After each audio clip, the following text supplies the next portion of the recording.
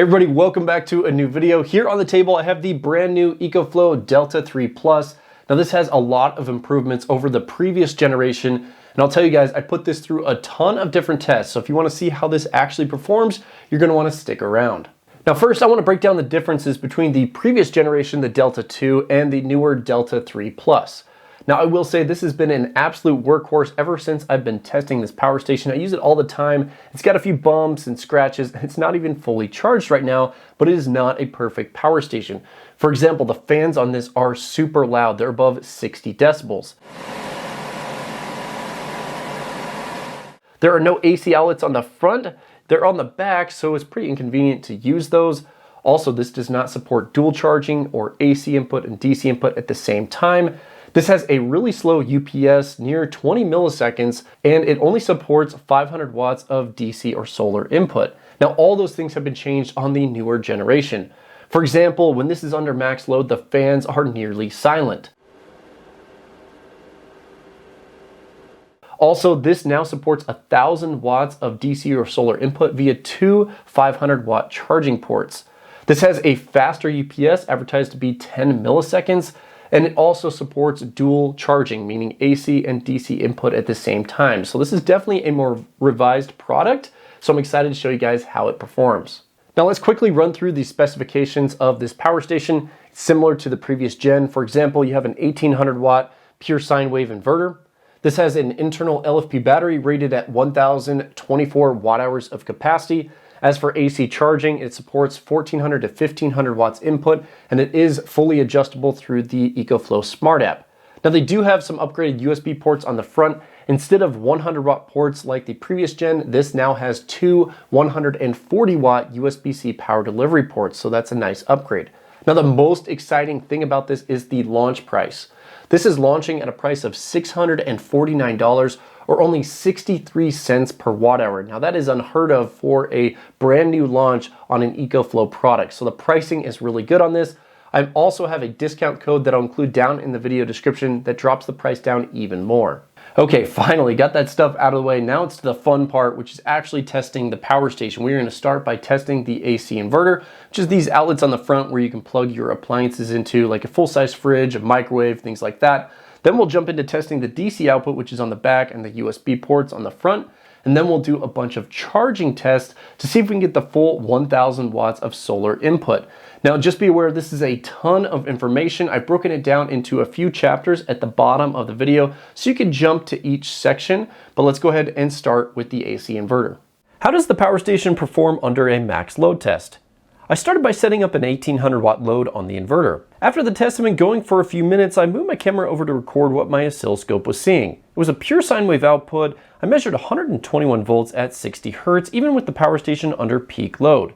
After about 10 minutes of running that 1800 watt load, the cooling fans were up to full speed. I only measured 41 decibels with my sound meter from 3 feet away. These fans are super quiet. Next, I measured the air exhaust temperature with my thermal camera. I saw a peak of 112 degrees near the exhaust fan ports, meaning they do an excellent job moving the air throughout the inside of the power station. My stopwatch soon hit the 15-minute mark, and the power station passed the max load test without shutting down. How many more watts will the inverter allow you to pull before it shuts down? I turned up the load from our previous test till it got up to about 2349 watts, and then the inverter shut off and displayed a 147 error on the screen. So it's good to see the inverter does have a little leeway if you need to pull slightly higher than 1800 watts before it actually shuts down. In the next section of the video, we'll be testing the surge capability of the Delta 3 Plus. Now each of these loads are inductive or surge loads. This is a 10 amp air compressor, a 12 amp vacuum motor, and a 15 amp table saw. All of these have quite a bit of surge when they turn on. Now to measure that, I have an inline clamp meter that measures inrush current. So we'll power each one and see how it does. So let's get started with the first test, powering up the 10 amp air compressor. Now you'll notice a wattage on the screen. It's going to be a little delayed, so it won't show the surge wattage, but that's why we have the clamp meter. Pay attention right here to see the amount of amps.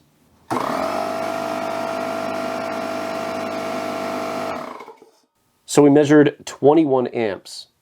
Okay, so in the next test, we'll be powering up this 12 amp upright vacuum. So pay attention to the amperage right here.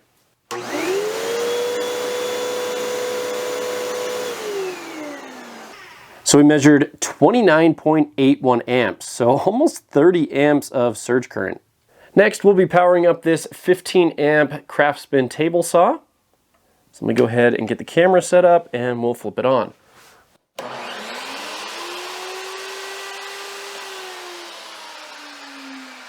Look at that, guys, 34.36 amps. That is a lot of surge current.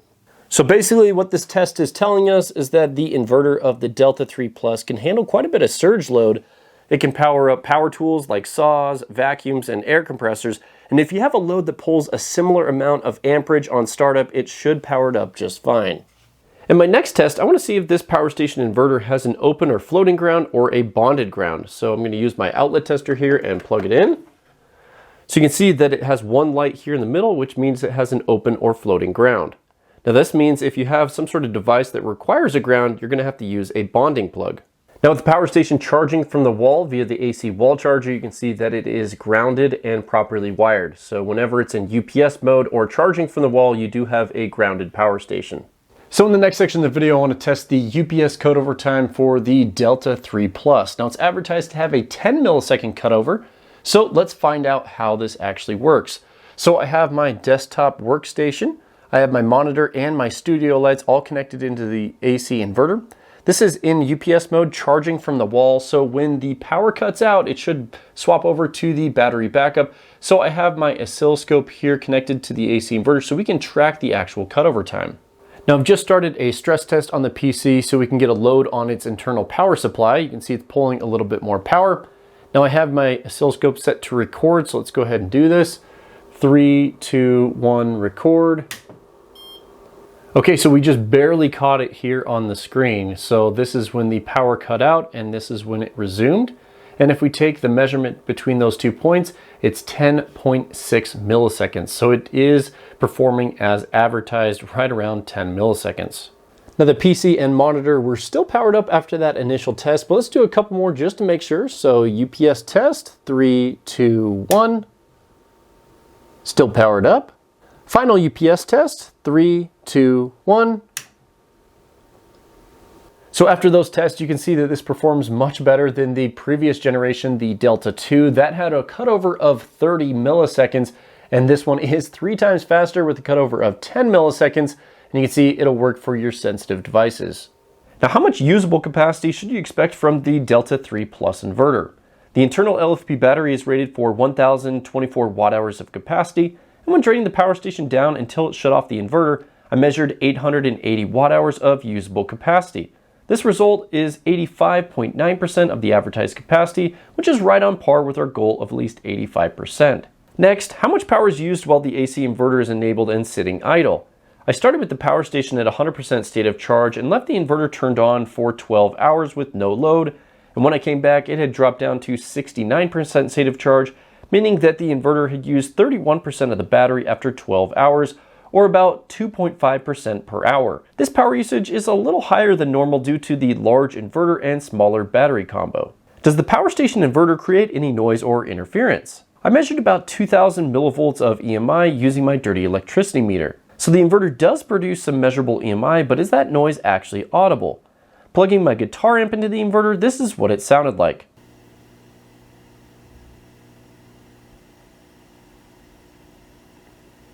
Comparing the inverter output to wall power demonstrates that the Delta 3 Plus does not have any audible noise, so you should be good to power audio equipment on the inverter.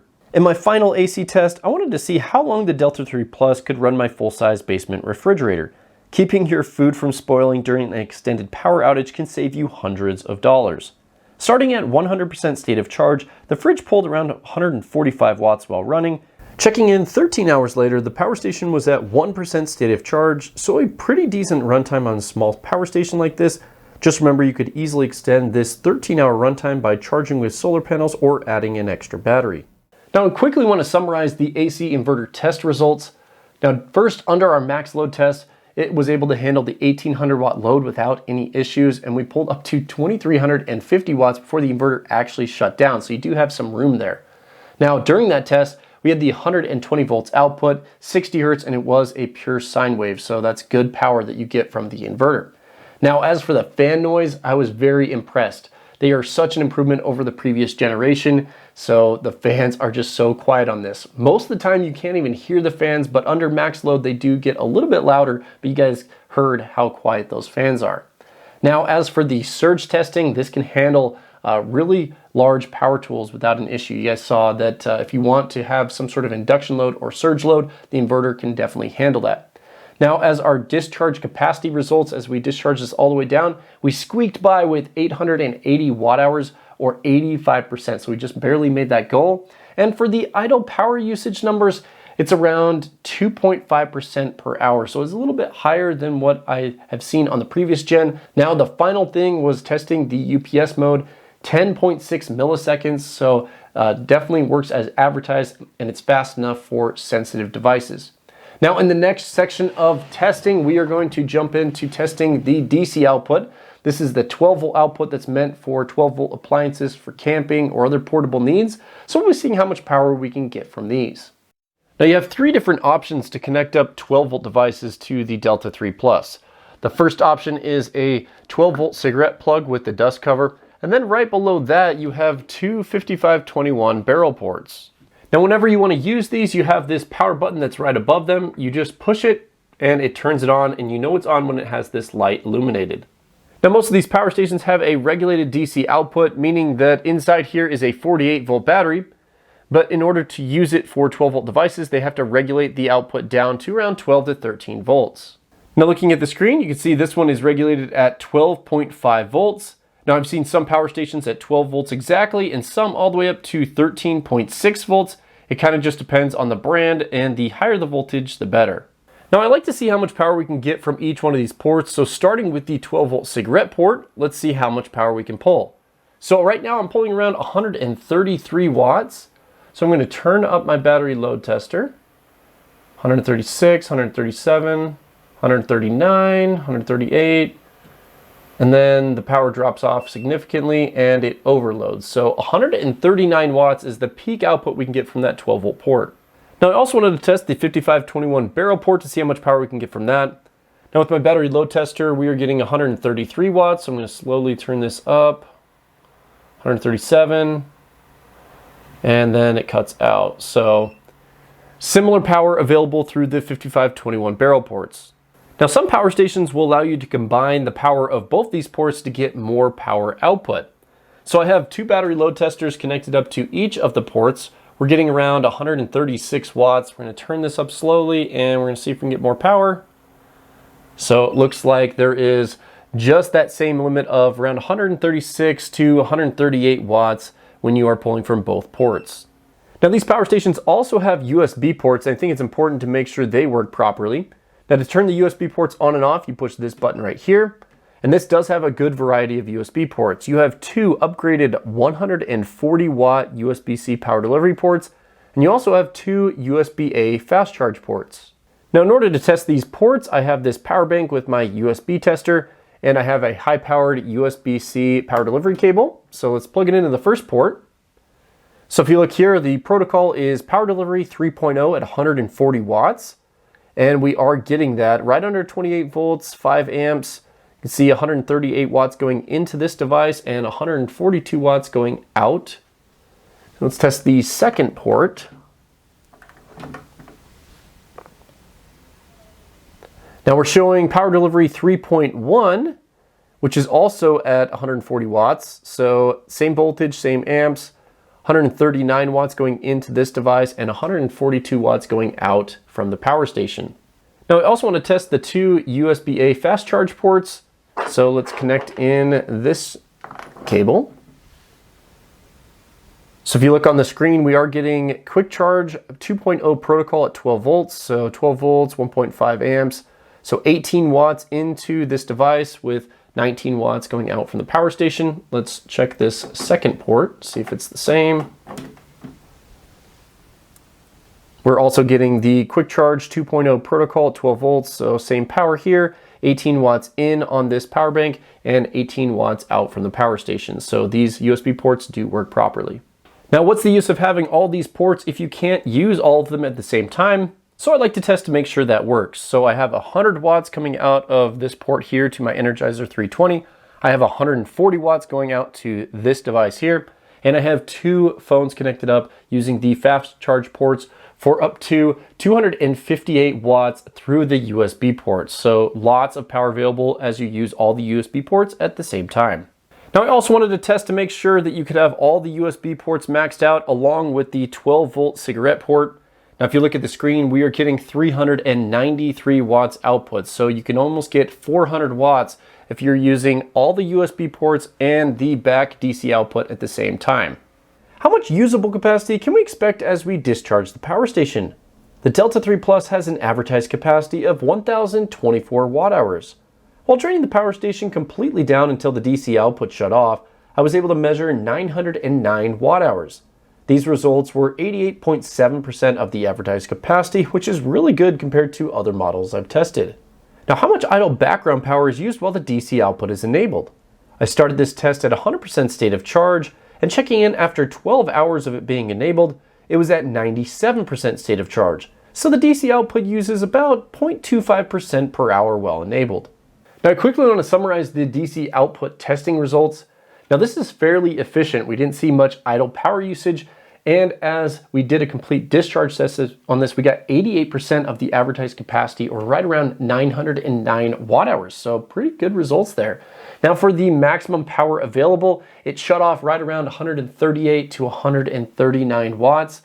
Now that's just a little bit shy of my goal of 150 watts because some larger 12-volt appliances like diesel heaters require 150 watts to turn on the glow plug. So if you are wanting to use a diesel heater on this, it's most likely not going to work because you can't get the full 150 watts output. Now I've been giving EcoFlow feedback about that for a couple years now on their smaller and medium-sized power stations. On their large power stations, they have the 30 amp DC output, but why not make this just a little bit more powerful? Moving around to the front, we did get really good results on the USB ports. I love that it has the 2 upgraded 140 watt USB-C power delivery ports. Now having 4 ports is really good because you can charge up to 4 devices at the same time. So no complaints about the USB ports and fairly good results on the DC output. In the next section of the video, we'll be going through the charging options for the EcoFlow Delta 3 Plus. We'll be doing a bunch of different charging demos with AC input and DC input, and especially solar panels to see how fast it can charge. Now you get 2 different charging cables in the box. You get an AC wall charging cable, and you get a car charging cable that plugs into a 12-volt cigarette port. Now all the charging ports are on the back of the power station. Now they're right behind this flap, so it opens up, and then I love that it tucks away. Now starting on the left, you have 2 orange XT60i ports. These are for DC or solar input. They support 500 watts each, or 1,000 watts total. Now the voltage input specs for these are 11 to 60 volts max, and they each support 15 amps. Now on the right hand side, this is where you have your AC charging. It's where you connect in the AC charging cable to run this in UPS mode or to charge from grid power. Now the owner's manual states this supports up to 1,400 watts input, and we'll be testing that. And the last port here is for the EcoFlow expansion batteries or their optional accessories. Now you'll notice on the back of the power station it uses the orange XT60i adapter. Now I have 2 examples of XT60 connectors right here. The one on the left is a standard XT60 and the one on the right is an XT60i. You'll notice that the XT60i, the orange adapter, has a 3rd pin, and this actually allows it to charge at a higher amperage input limit. So if you want to charge faster, you're going to have to use the orange XT60i cable. Now one note right before we start testing here, I just want you to be aware that this cable that comes with the power station has an XT60i, but it is not active. This 3rd pin right here is not connected, and so this does not pull the higher amperage amount. So I wish EcoFlow would just change this out to an XT60 yellow adapter so it doesn't cause any confusion. I'll show you guys later while testing this. Now in my first test, I want to charge off a 12-volt battery to simulate car charging. So I have the stock 12-volt car charging cable connected into the back of the power station. We are charging right around 99 watts, and this is limiting the input to around 8 amps. So this will take around 10 hours to completely fill this power station from 0% state of charge. Now in the next test, I want to show you the benefit of charging with an XT60i cable. This is EcoFlow's solar charging cable. I'm going to plug this in and you'll see how much faster we can charge off a 12-volt battery using the XT60i cable. So if we look at the screen now using that new cable, we are charging at double the speed at 181 watts. Now that works because the XT60i allows for the full 15 amps input limit versus just the 8 amps that you get with the stock charging cable. Now remember, the Delta 3 Plus actually has 2 charging ports on the back, so if you connect up 2 of those XT60i adapters to a 12-volt battery and plug them both in, you can charge super fast. We're getting 350 watts from a 12-volt battery. Now I mentioned previously that these are EcoFlow's solar charging cables. They're the higher wattage option, and that's because they use the XT60i adapter. But for this one, I just chopped off the MC4 and installed these Anderson power pole connections. I am familiar with that. I use these a lot, and so I connect directly up to that battery. But there are many different options. For example, another cable that I have here, I basically just made a MC4 pigtail to Anderson power pole, but this could be ring terminals, this could be SAE, whatever you want. You just have to connect this up to a battery directly and you can charge faster. Now, if you are planning to do something like this to get more power, I definitely recommend fusing this wire. Now, the reason I didn't fuse this is because this battery here, I have these Anderson power pole connections, it's what I was connecting up to. But if you open this up, you can see that I have all of those connections fused before they actually connect to the battery. So in my setup, I am using a fused connection. Next, I want to use my adjustable power supply to simulate higher battery voltages on the Delta 3 Plus to see how fast it can charge. So for my first test, I have the adjustable power supply set to 26.5 volts. Now I also have it set to 30 amps, but it is being limited by the power station to 15 amps. If you look at the power station, we are charging at around 390 watts. So this is the speed you'd expect charging off a 24 volt battery. Now in the next test, I've raised the voltage just a little bit higher to about 34 volts. And I just wanted to show you guys what you needed in order to get the 500 watts input on each port. So to get 500 watts, you're going to need at least about 34 volts and 15 amps. Now I'm going to raise the voltage up a little bit higher and you'll see what happens to the amperage. So now I've raised the voltage up to 56 volts to simulate a 48 volt server rack battery. And you can see that the amperage has dropped down to 8 amps because to get that 500 watts, you don't need as many amps with that higher voltage.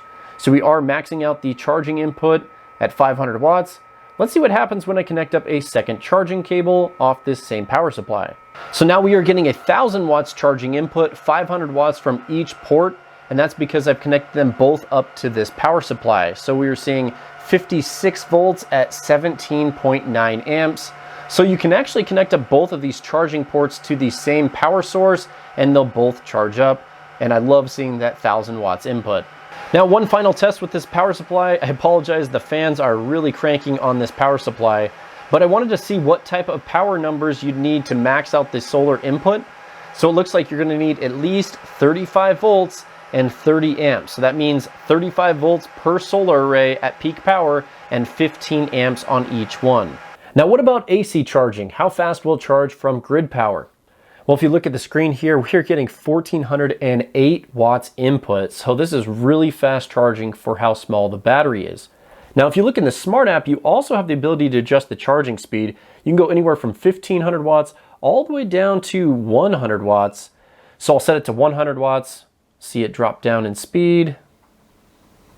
So it just takes a little bit of time to get set up to the actual charging speed that you set. There we go, right around 100 watts. Let's go up to 800 watts. So we'll give it a couple seconds here to jump up to 800 watts. I really like the ability to adjust the charging speed. Say you only have a 1,000 watt inverter. Instead of overloading the inverter, you can set this to 800 watts and it'll charge just fine.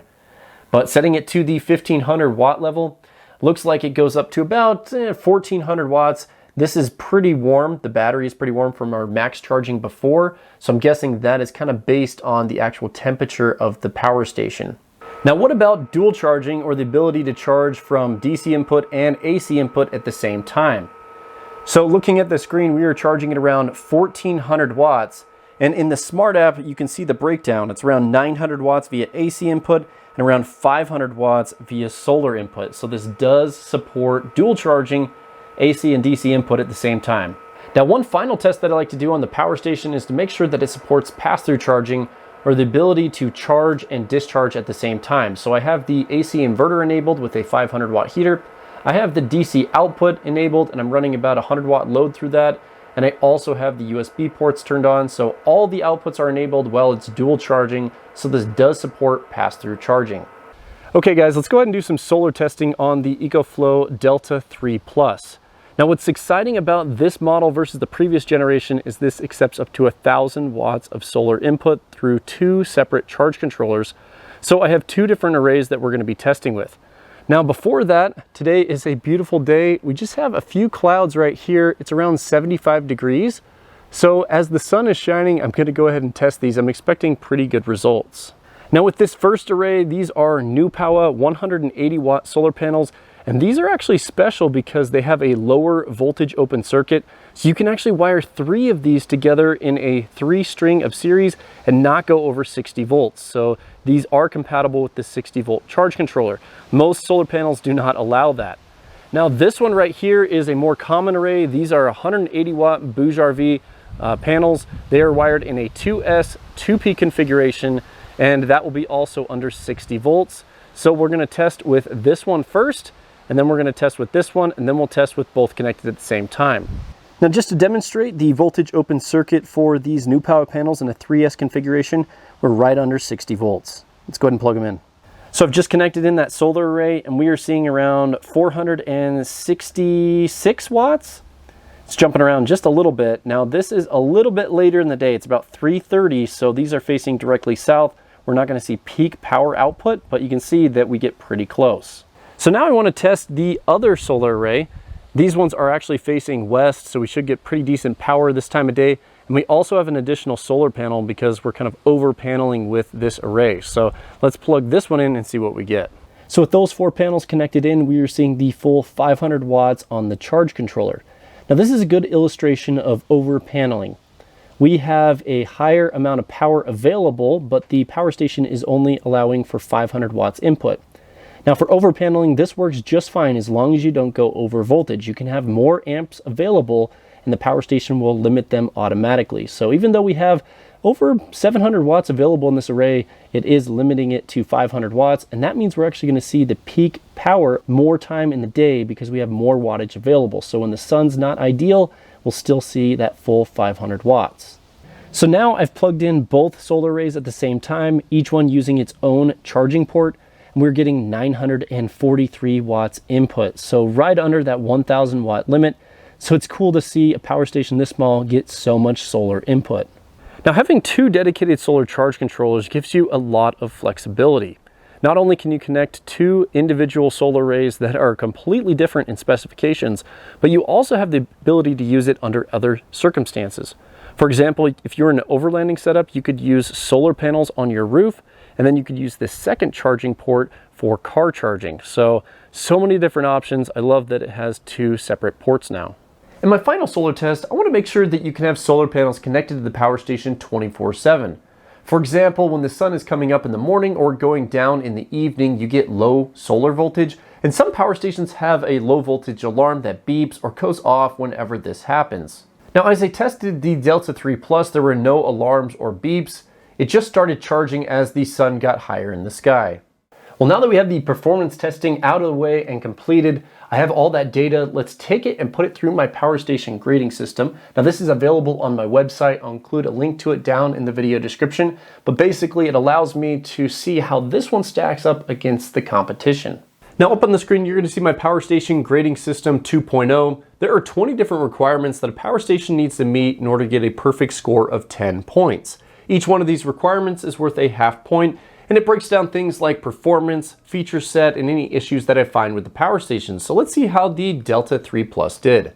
So it got a score of 9.5 points out of 10 points available, or an A grade.